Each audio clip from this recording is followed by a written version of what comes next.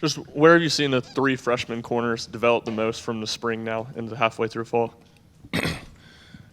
I think they're obviously a lot more comfortable than they were in the spring. About the fourth or fifth time that we've had installs, you're seeing less and less alignment issues. You see a lot more execution on a consistent basis. And again, they're competing at a different level because they're able, because they know it more, and it's good to see. You got some of the guys making plays. Consistently, all three of them are making something happen, during the practice. Willie, with Wesley and Tamarian kind of working their way back, how has that kind of given you a different sort of opportunity to look at some different guys at different places in your secondary and sort of maybe cross-train a little bit? Yeah, the great thing about, getting the five new guys, from spring, now we've got the depth that we can actually, be versatile. We want to always be versatile, on the back end where we got guys that can move around. And that's given us that opportunity now, where they haven't gotten all the reps, that T-Mac and Wesley have had, but it's given some guys some opportunities now to show what they can do inside, whether you're a safety or a corner. It's been really good for us. When you're talking about experienced players and what their capabilities are, what their limitations are, is that determined more by what you've seen on game film in the past or more of what you're seeing guys do at practice now? I think it depends on who it is, right? You're looking at somebody like Gabe Judy that's had a lot of football, right? Played a lot of football. And you can see that when he comes here in practice. And whether we put in something that's totally different name-wise, schematically, it's really the same thing. He sees it the same way. The words are different. So you see that quick, adjustment for him, and he can make a bunch of plays. And then you got the guys that have to learn it, like the younger guys, everything. They don't have that game experience, or especially the game experience where they've had their failures to a certain scheme or coverage that we have called. And Gabe has that. He's had plenty of reps, game reps, where the younger guys don't. So that's when you're talking about the experience. Now the experience that's been really good for the young guys is being here since January and seeing how the whole thing works, how we manage the team, how do we work. The competition, I'm a really good player coming in here, but then they see the development of guys that have been here for a year or 2 years. Strength and power, I guess, is something, where somebody like Gabe that's coming from a different situation where he has a ton of game experience. He understands it. He knows if he's lagging a little bit, he knows where he needs to pick it up. That's what I mean. That's where it's different. What about returning players? McCullough, Yep. Okay, those are great. Obviously, now it's the same thing. I'll throw Jalen's the same way. Has a lot of game reps. Warren Burrell has a lot of game reps. Had an injury, been out for a long time. Comes right back, snapping clears. He kind of knows all the stuff that we know, how we have to perform schematically. Confident. He knows that he's been there. He's had some of the good and the bad, and it helps him snap and clear a lot sooner because he knows he's had some good reps in games.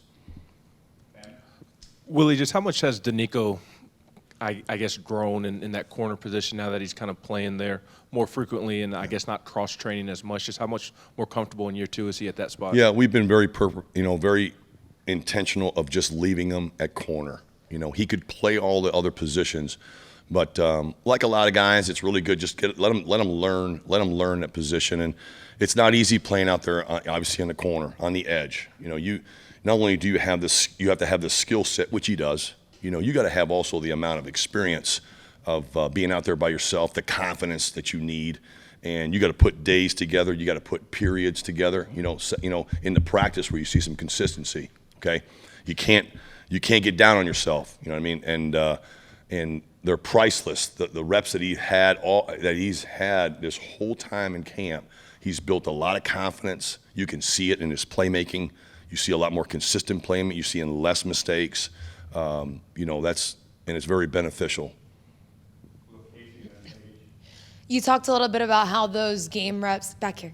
You talked a little bit about how those game reps help the guys snap right back into practice with that experience. But what about how you want to see that experience and the years of college experience that a lot of your guys bring play out as the season goes forward? And how do you think that's going to benefit you guys? Again, I think that having depth at the back end is very important because I don't think you can go through a whole season, okay, with just 5 guys just playing. It happens. You know, this league is way too good.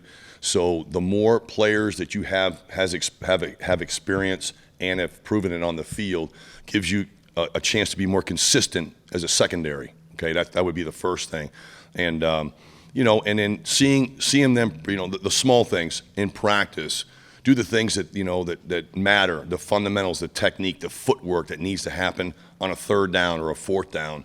If you can show it consistently in the practice, then it will show up on game day. You know, that's where the experience comes in that I was like speaking earlier about. For Brandon Turnage back here again, what jumps off the page for you about him? Turnage. Okay, I'm sorry. Brandon is going to start off with his energy. You know, it doesn't. There's no problem that Brandon's not going to try and solve really quickly. You know what I mean? It's just he sees the glass half full. You know, I think everybody understands what that means. But he's got a smile on his face, and he doesn't let the last play affect him, good or bad. You know, he just on to the next play, which we keep on saying all the time, snapping clear.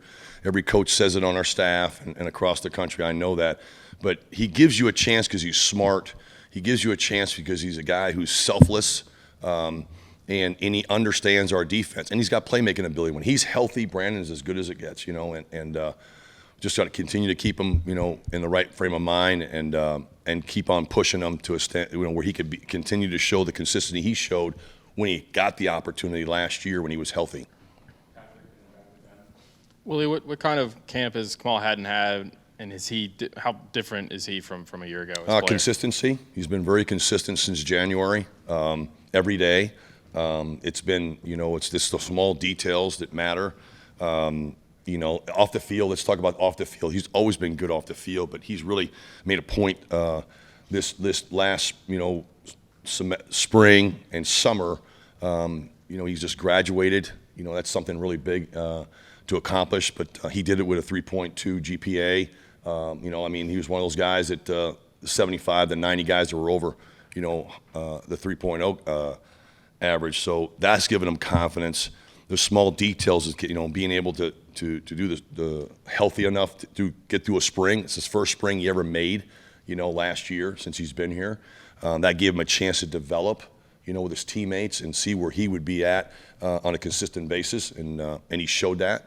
And then through the summer, and then now in camp. So the consistency, you know what I mean? Attention to small details, being a good teammate, you know, that's something that he has grown. Willie, it seems like those veteran guys in the past, they're frequently in position to make the play, but maybe struggle to consistently finish the play. Mm-hmm. And I know that kind of comes with being a DB. You're going to have your good, you're going to have your bad. But how do you get a DB that's in good position often? How do you get them to finish the play and finish the rep? You got to do it in practice.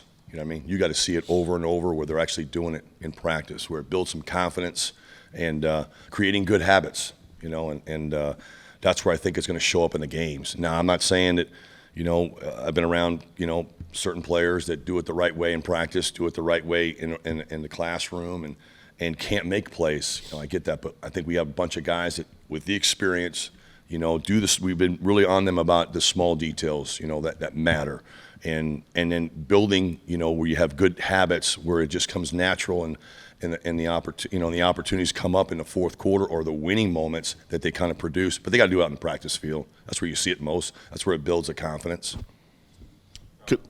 Coach, it's rare in this business to have a defensive staff be intact like this one has for 3 years in a row. Where does that show up on the field? Where do your players get the benefit of that consistency? Saying the same things, you know, over and over.